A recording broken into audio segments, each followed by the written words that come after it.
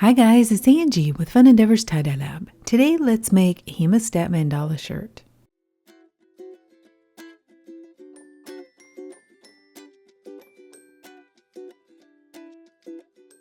The shirt is turned inside out and I'm going to center the shirt to begin. This process is going to go really fast, but down below this video in the description for the video, I have a link to another video which shows how to center a shirt. Essentially what I'm doing is getting both halves of the fabric that's on the front of the shirt right up next to each other and both halves of the fabric that's on the back of the shirt right up next to each other.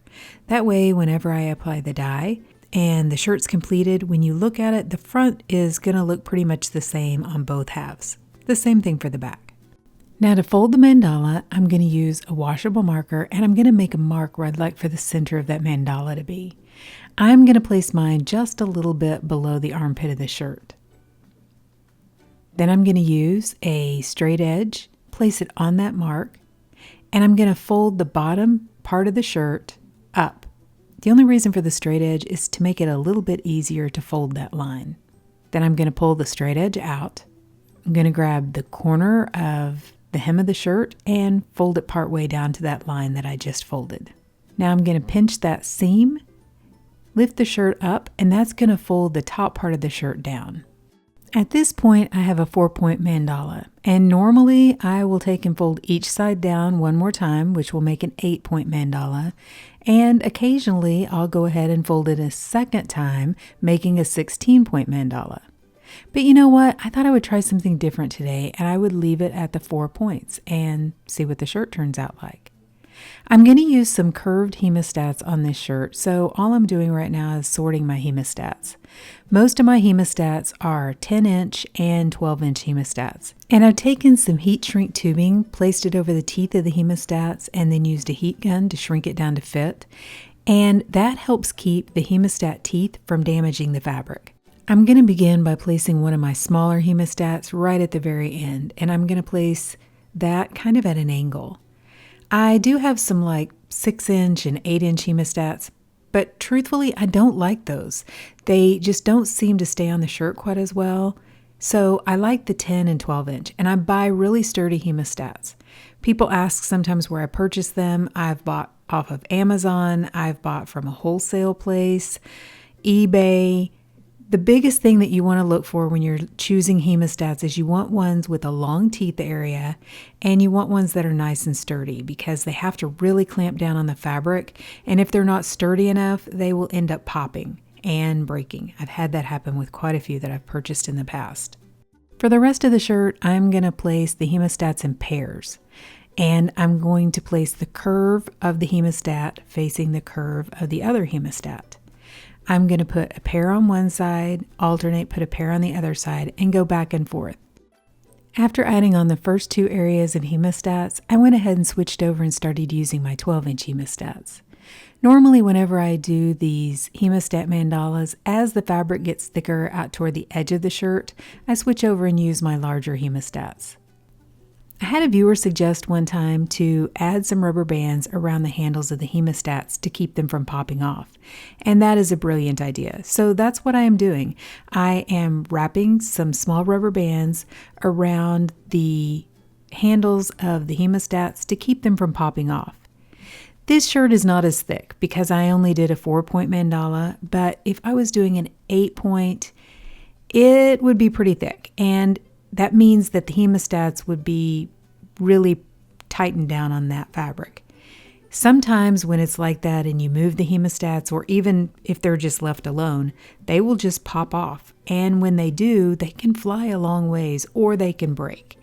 So if you wrap the handles with the rubber bands, even if they pop, they're going to stay on the shirt, or at least they're not going to fly all the way across the room.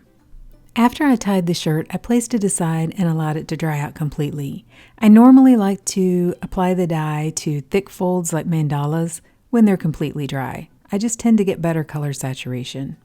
For my setup, I've placed the shirt on top of a long metal rack, and I have that rack over the top of a plastic tote.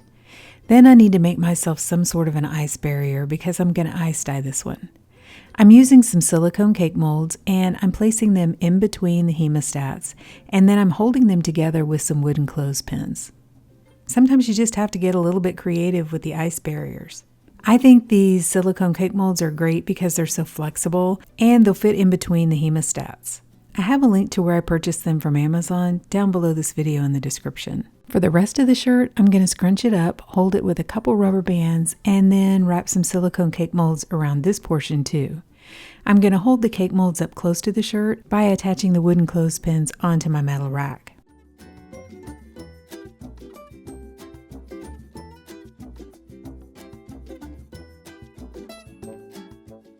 To apply the dye, in all of the sections that I made using the hemostats, I'm going to apply Mindbender B from Die Spin.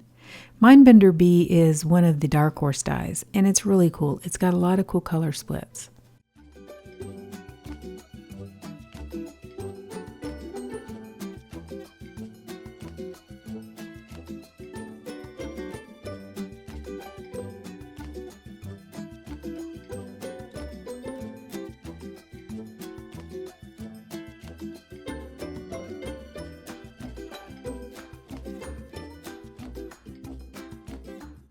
Midway through, I decided to change one of the colors that I was going to use on the shirt. And I decided to use Deep Ocean from Die Spin in all of the areas in between the different hemostat spaces. Originally, I had a color that was more of a purple, and I thought it was just too close to the other colors and it wouldn't really show up. So I'm using Deep Ocean. The Mindbender B kind of has a turquoise color in it, and so I thought it would be perfect.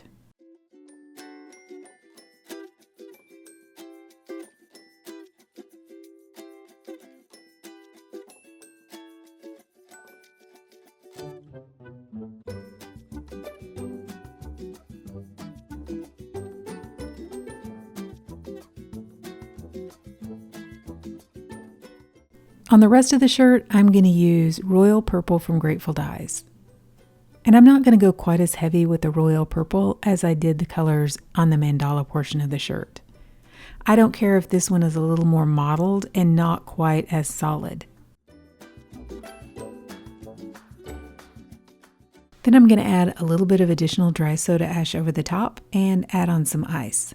After I have all the ice on the shirt, I'm going to place the shirt aside and allow the ice to melt. And after the first layer of ice melted, I came back. I had quite a bit of undissolved dye, so I went ahead and added a second layer of ice. And then I allowed it to melt. After the second layer of ice melted, I went ahead and left the shirt alone and allowed it to process for about 48 hours before I began rinsing it.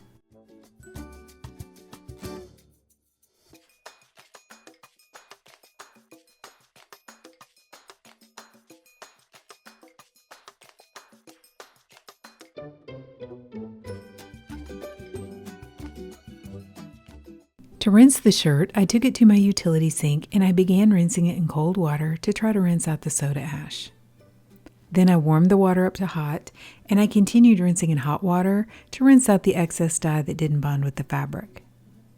I went ahead and took the hemostats off the shirt, untied the rest of the shirt, and instead of just continuing to rinse for a really long time, I decided to soak the shirt. To do that, I placed some really hot water in my utility sink along with a little bit of Blue Dawn dish soap, placed the shirt inside, and allowed it to soak. When the water cooled off, I changed it out, and I continued that soaking process until my water was remaining almost clear. Then I placed the shirt along with some Dharma's Professional Textile Detergent into my washing machine, and I washed it using a hot water cycle. Okay, so the shirt's been washed, dried, and ironed, and let's see what it looks like. Okay, so what do you guys think? I think this one looks pretty cool, but the very first thing I thought of when I looked at it is I think the little areas look like Shrek ears. Just the shape of them. Either that or some sort of a spaceship. I think it's cool though. I mean, like I said, I don't think I've ever done a 4-point mandala before, and I do think it looks pretty cool. If I would have done it in green, it definitely would have given Shrek vibes. But I like the colors. I really like the combination of colors. I am very glad that I didn't do a purple in between all of the hemostat areas because it all would have just blended together then. My colors were a little too close to each other and I thought that might be a problem, but I wanted to go ahead and give it a try. You never know unless you try, and I think it's always fun to try some new things. So I'm pretty happy with this one.